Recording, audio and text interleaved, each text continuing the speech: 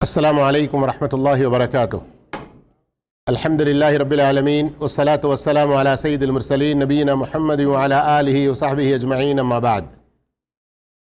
1445 ہجری کا یہ رمضان المبارک، جس کے 19 دن ہم مکمل کر چکے ہیں، آج کے 19ویں سبق میں ہم پڑھ رہے ہیں نبی کریم صلی اللہ علیہ وسلم کا طریقہ خطبہ دینے میں۔ خطبہ دیتے وقت نبی کریم صلی اللہ علیہ وسلم کی آنکھیں سرخ ہو جاتی، لال ہو جاتی، آواز بلند ہو جاتی اور غصہ سخت ہو جاتا، جیسے کوئی حملہ آور لشکر کے بارے میں آپ صلی اللہ علیہ وسلم ڈرا رہے ہوں اور یہ کہہ رہے ہوں کہ لوگوں، دشمن تم پر صبح حملہ کرنے والا ہے یا پھر شام کے وقت میں ابھی حملہ کرنے والا ہے۔ تو جب دشمن سے ڈرانا ہو تو جس طرح کی گرج ہوتی ہے اور جس طرح کی تیزی ہوتی ہے، وہ آپ صلی اللہ علیہ وسلم کے عموماً خطبات میں ہوا کرتا تھا۔ اور آپ صلی اللہ علیہ وسلم خطبہ میں کبھی یہ بھی فرماتے کہ میں ایسے وقت میں نبی بنا کر بھیجا گیا ہوں کہ میرے اور قیامت کے درمیان صرف ان 2 انگلیوں کے درمیان کے برابر کا فاصلہ ہے۔ پھر آپ صلی اللہ علیہ وسلم اپنی شہادت کی انگلی اور اپنی درمیانی انگلی دونوں قریب ملا کر بتلاتے، اور نیز آپ صلی اللہ علیہ وسلم خطبہ میں یہ بھی کہتے، جیسے کہ مسلم شریف میں ہے، اما بعد فإن خیر الحدیث کتاب اللہ وخیر الہدی ہدی محمد صلی اللہ علیہ وسلم۔ عموماً آپ کے ہر خطبے میں یہ بات ہوتی کہ سب سے بہتر بات اللہ کی کتاب ہے اور سب سے بہتر طریقہ نبی صلی اللہ علیہ وسلم کا طریقہ ہے، اور سب سے بری بات دین میں بدعت ہے اور ہر بدعت گمراہی ہے۔ ذرا غور کیجئے، ہر خطبے میں آپ صلی اللہ علیہ وسلم یہ الفاظ دہراتے، تو اس سے ہمیں سمجھنا چاہیے کہ ادھر اللہ کی توحید میں ولیوں کو، بزرگوں کو، باباؤں کو شریک نہیں کرنا چاہیے، اور اللہ کے رسول صلی اللہ علیہ وسلم کی اطاعت میں ہم نے جو بنا لیے ہیں اماموں، پیروں، مرشدوں وغیرہ کے طریقے، ان کو اہمیت دیتے ہیں، یہ نہیں کرنا چاہیے۔ لا الہ الا اللہ محمد رسول اللہ ہم پڑھتے ہیں تو اللہ ہی کی عبادت کیسے؟ رسول اللہ صلی اللہ علیہ وسلم کے طریقے کے مطابق۔ آپ صلی اللہ علیہ وسلم جب بھی کوئی خطبہ شروع کرتے تو سب سے پہلے اللہ کی حمد و ثنا بیان کرتے۔ آپ صلی اللہ علیہ وسلم اپنے صحابہ کرام کو خطبہ حاجت کی تعلیم دیتے۔ یہ خطبہ حاجت جو یہاں لکھا ہوا آپ دیکھ رہے ہیں، جس کے اندر یہ الفاظ ہیں، پھر اس کے بعد سورہ آل عمران کی ایک آیت، سورہ نساء کی پہلی آیت اور سورہ احزاب کی 2 آیتیں ہیں۔ الحمدللہ نحمدہ ونستعینہ ونستغفرہ ونعوذ باللہ من شرور انفسنا وسیئات اعمالنا من يهد الله فلا مضل له ومن يضلل فلا هادي له واشهد ان لا الہ الا اللہ وان محمدا عبدہ ورسولہ۔ پھر اس کے بعد سورہ آل عمران آیت نمبر 102، یا ایھا الذین آمنوا اتقوا اللہ حق تقاتہ ولا تموتن الا وانتم مسلمون پڑھتے۔ پھر اسی طرح سے سورہ نساء کی پہلی آیت، یا ایھا الناس اتقوا ربکم الذی خلقکم من نفس واحدہ، آخر تک یہ آیت پڑھتے، اور پھر اس کے بعد سورۃ احزاب کی آیت نمبر 70 اور 71 یہ دونوں پڑھتے، یا ایھا الذین آمنوا اتقوا اللہ وقولوا قولا سدیدا یصلح لکم اعمالکم ویغفر لکم ذنوبکم ومن یطع اللہ ورسولہ فقد فاز فوزا عظیما۔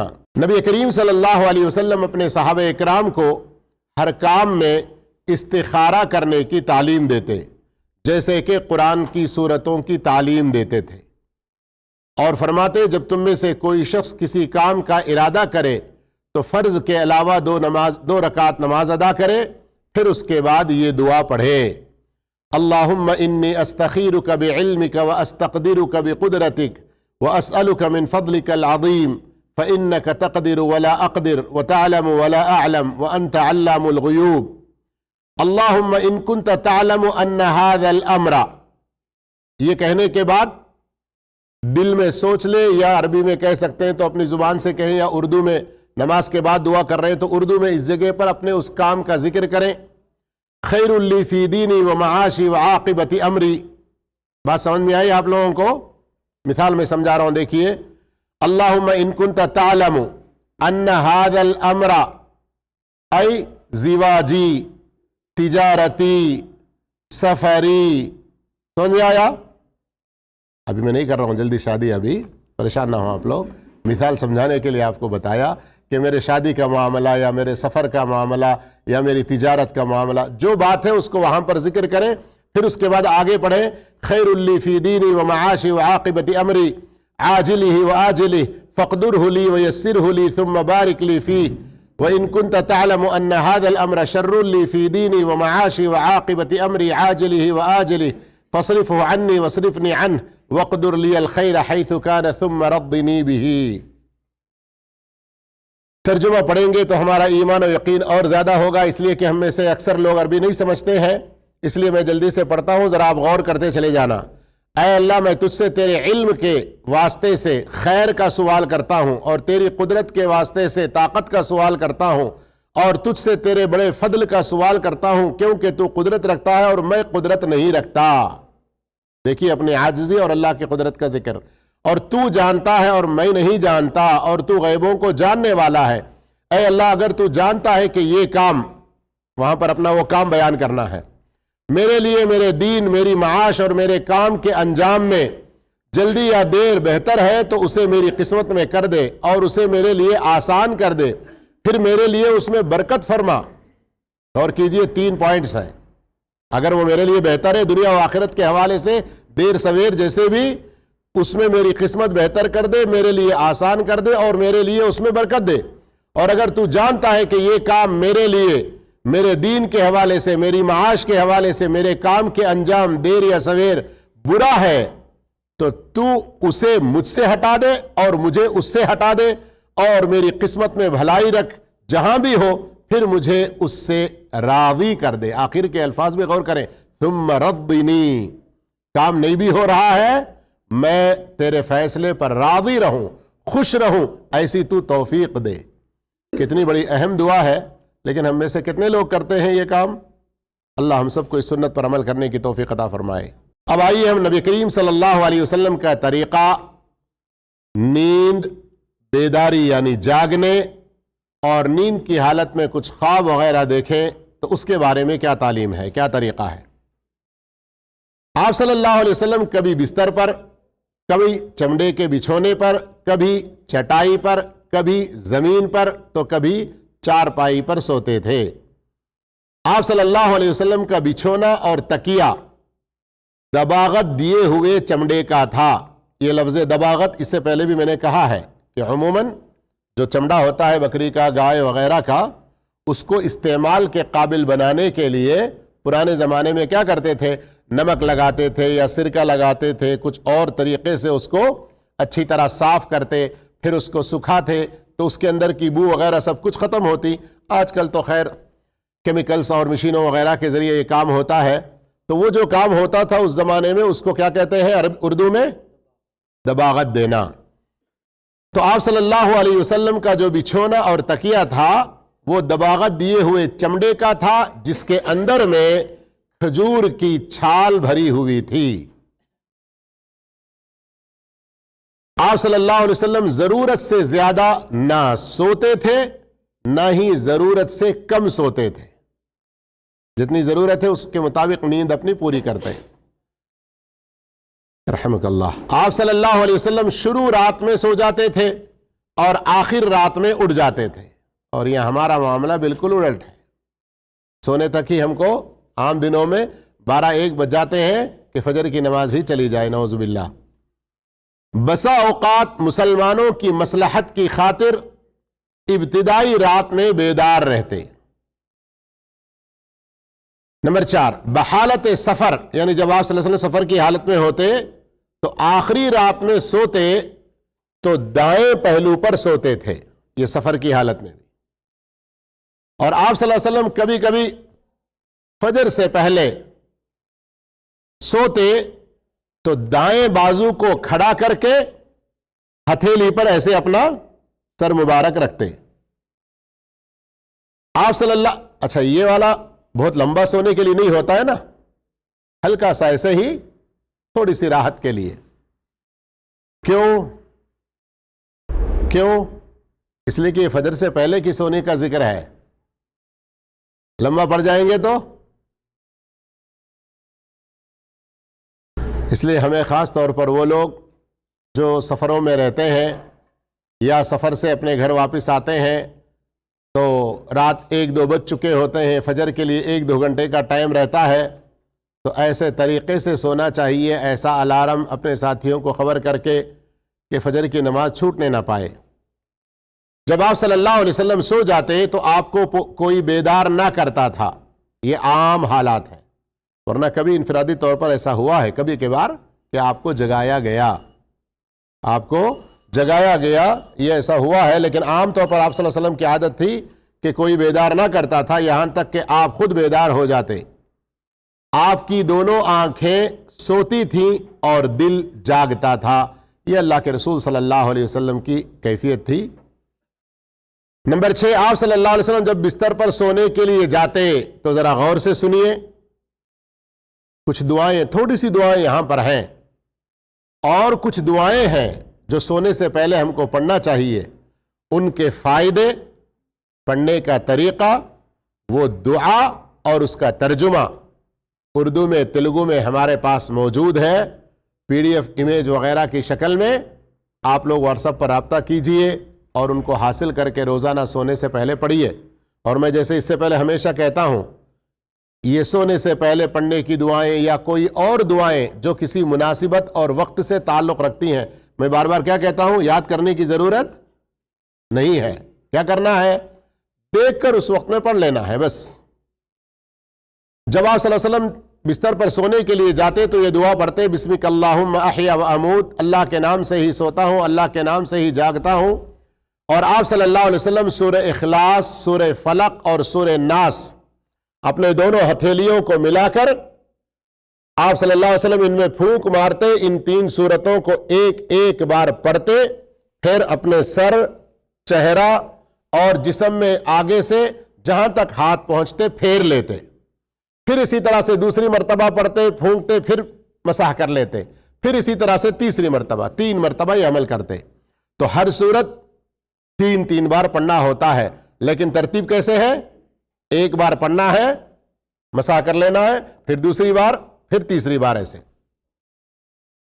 آپ صلی اللہ علیہ وسلم دائیں پہلو پر سوتے اور اپنے ہاتھ کو اپنے دائیں رخسار کے نیچے رکھ کر یہ دعا پڑھتے 3 مرتبہ، اللہم قنی عذابک یوم تبعث عبادک، اے اللہ مجھے اپنے عذاب سے بچانا جس دن تو اپنے بندوں کو اٹھائے گا۔ آپ صلی اللہ علیہ وسلم نے اپنی بات صحابہ سے فرمایا کہ جب تم اپنے بستر پر جاؤ، توجہ سے سنیے، کتنی فضیلت ہے، اللہ مجھے آپ کو سب کو ہر دن عمل کرنے کی توفیق عطا فرمائے۔ جب تم اپنے بستر پر جاؤ تو نماز کی طرح وضو کرو، پھر اپنے دائیں پہلو لیٹ کر یہ دعا پڑھو، اور بعض روایتوں سے پتا چلتا ہے کہ یہ دعا کو آخر میں پڑھنے کی کوشش کرو۔ کیا دعا ہے؟ اللہم انی اسلمت نفسی الیک ووجہت وجہی الیک وفوضت امری الیک والجأت ظہری الیک رغبتا ورہبتا الیک لا ملجا ولا منجا منک الا الیک آمنت بکتابک الذی انزلت وبنبیک الذی ارسلت۔ اے اللہ میں نے اپنے نفس کو تیرے تابع کر دیا، یعنی میں نے اپنے نفس کو تیرے حوالے کر دیا اور اپنا چہرہ تیری طرف پھیر لیا اور اپنا کام تیرے سپرد کر دیا۔ یہ دعاؤں کو ہم سمجھ کر پڑھیں گے نا، کچھ تو ایمان ہمارا پختہ ہوگا۔ جب ہم اللہ سے کہہ رہے ہیں کہ میں اپنے نفس کو تیرے حوالے کر دیا، میرا چہرہ تیری طرف کر دیا اور میرے سارے معاملات کو تیرے حوالے کر دیا، تو اب مجھے نیند نہیں آتی جب تک اچھی فلم نہ دیکھ لوں، اچھے گانے نہ سن لوں۔ اگر یہ دعا کو سمجھ کر پڑھیں تو یہ الفاظ کہنے کے لیے اور روزانہ سونے سے پہلے اس طرح کے گندے کام کرتے ہوئے سونے کا کوئی چانس رہے گا انسان کے پاس؟ غور کیجیے، دعائیں پڑھیے، ترجمے کے ساتھ سمجھیے اور پھر اس کے آگے غور کریں آپ۔ میں نے اپنی پیٹھ تیری جانب کر دی، تیری طرف رغبت کرتے ہوئے اور تجھ سے ڈرتے ہوئے، نہ تجھ سے پناہ کی جگہ ہے اور نہ کوئی بھاگ کر جانے کی مگر تیری ہی طرف، یعنی دنیا میں کہیں بھی ہو ہم تجھ سے چھپ کر کہیں نہیں رہ سکتے، تجھ سے بھاگ کر کسی اور جگہ نجات نہیں پا سکتے۔ کہیں پر بھی ہمیں کوئی گھبراہٹ ہے، پریشانی ہے، تو وہ تیری ہی طرف آنے سے ہم کو نجات ملتی ہے۔ میں ایمان لایا تیری کتاب پر جو تو نے اتاری اور تیرے نبی پر جنہیں تو نے بھیجا. یہ دعا پڑھ کر سونے کے بعد پھر اگر تمہاری موت آئی تو فطرت اسلام پر آئے گی. اللہ اکبر. غور کر رہے ہیں؟ اگر یہ دعا پڑھنے کے بعد سو گئے اور اسی رات مر گئے. کئی لوگ نیند میں مر جاتے ہیں نا. زلفی میں بھی 1-2-3 واقعات ایسے پیش آ چکے ہیں ہمارے. اب اگر وہ انسان دعا پڑھ کے سو جائے اور مر جائے تو اللہ کے رسول کتنی بڑی خوشخبری دے رہے ہیں کہ اس کی موت فطرت پر ہوگی. اب اگر گانا سنتے ہوئے سوئے اور مر گئے تو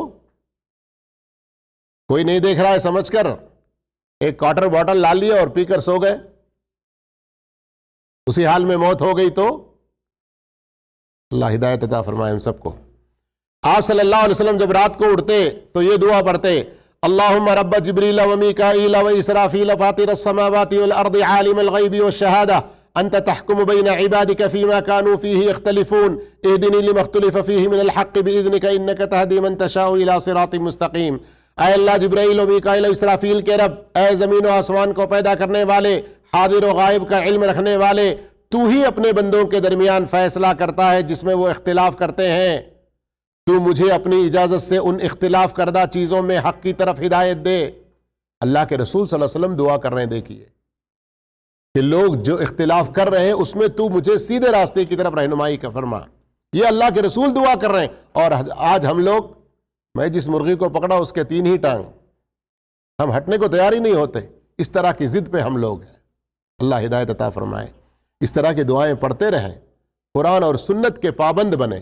صحابہ اکرام نے جیسے قرآن و سنت کو سمجھا ویسے سمجھ کر عمل کرنے کی کوشش کریں. اسی میں ہمارے لیے نجات ہے, ورنہ دوسرے جتنے سارے طریقے ہمیں اللہ کی رحمت سے دور کر دیں گے. بے شک تو جسے چاہتا ہے سیدھے راستے کی طرف ہدایت دیتا ہے. جب آپ صلی اللہ علیہ وسلم نیند سے بیدار ہوتے تو کہتے الحمدللہ الذی احیانا بعدما اماتنا والیہ النشور. سب تعریفیں اس اللہ کے لیے جس نے ہمیں مارنے کے بعد زندہ کیا اور ہمیں اسی کی طرف پلٹ کر جانا ہے. پھر آپ صلی اللہ علیہ وسلم مسواک کرتے اور بسا اوقات سورہ آل عمران کی آخری 10 آیتوں کی تلاوت فرماتے. جب آپ صلی اللہ علیہ وسلم مرغ کا بانگ سنتے تو بیدار ہوتے اور اللہ کی حمد و ثنا, تکبیر و تحلیل اور دعا کرتے. آپ صلی اللہ علیہ وسلم نے فرمایا کہ اچھے خواب, آخری بات ہے, یہ آخری پوائنٹ ہے. آپ صلی اللہ علیہ وسلم نے فرمایا کہ اچھے خواب اللہ کی طرف سے ہوتے ہیں اور برے خواب شیطان کی طرف سے ہوتے ہیں. اس لیے جو شخص کوئی ناپسندیدہ خواب دیکھے تو اپنے بائیں جانب معمولی ہلکے سے پھونک کے ذرات گویا کہ نکلتے ہو, اس طرح سے پھونک مارے اور اعوذ باللہ من الشیطان الرجیم پڑھ لے تو اسے کوئی چیز نقصان نہیں پہنچائے گی. اور اس خواب کے بارے میں کسی کو خبر نہ کرے, اور اگر اچھا خواب دیکھے تو اسے خوشخبری سمجھے اور صرف اسی شخص کو بتائے جس سے وہ محبت کرتا ہے. نیز آپ صلی اللہ علیہ وسلم نے جس سے محبت کرتا ہے تو یہاں ایمانی محبت مراد ہے. آج کل کے محبتوں کے غلط چکر, لو افیئرس وغیرہ نہیں ہے جو کہ اسلام میں سراسر حرام ہے. نیز آپ صلی اللہ علیہ وسلم نے برا خواب دیکھنے والے کو اپنا پہلو بدلنے کا حکم دیا, اور اگر اٹھ کر نماز بھی پڑھ لے تو اور اچھی بات ہے. لیکن اوپر گزری بات کہ اس برے خواب کے بارے میں کسی کو بتانے کی ضرورت نہیں. اعوذ باللہ من الشیطان الرجیم پڑھ لے تو اللہ تعالیٰ اس کو اس برے حالات سے بچا لے گا, اس کی حفاظت کر لے گا. اللہ تعالیٰ ہم سب کی حفاظت کرے. سونے سے پہلے ان دعاؤں کو پڑھنے کی توفیق عطا فرمائے, جاگنے کے بعد کی ان دعاؤں کا اہتمام کرنے کی توفیق عطا فرمائے. آمین. وآخر دعوانا الحمدللہ رب العالمین. والسلام علیکم ورحمۃ اللہ وبرکاتہ.